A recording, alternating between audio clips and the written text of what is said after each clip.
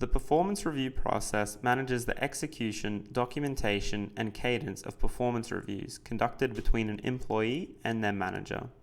Running this process will generate all of the tasks, meetings, and documents required to manage performance reviews according to a best practice framework, ensuring that your organization is maximizing employee performance by maintaining consistent channels of communication. For the purposes of this demo, we will walk through the logic of the performance review process, the performance report, and how to trigger the process itself. Walking through the process now, we can see that responsibility is split between the system, the manager, and the employee. And when the process is triggered, the first task that's generated is for the manager to confirm the next performance review date.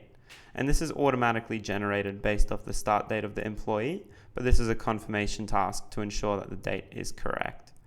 Next, the process waits until 3.5 months before the performance review date to check whether a 3-month check-in is required.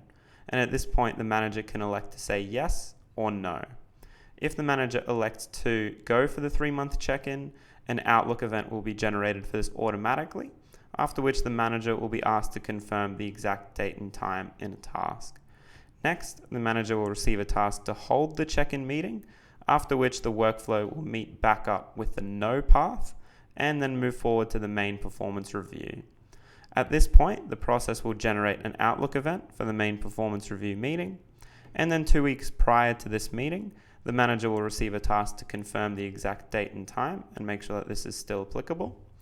After this, the employee will receive a performance review document, or item rather, to fill out, and then this will be passed to the manager to fill out their section. And by the time the manager is given a task to hold the performance review meeting, there will be data from the employee and manager already on the item to be reviewed. After this, the process resets and continues to run in a loop.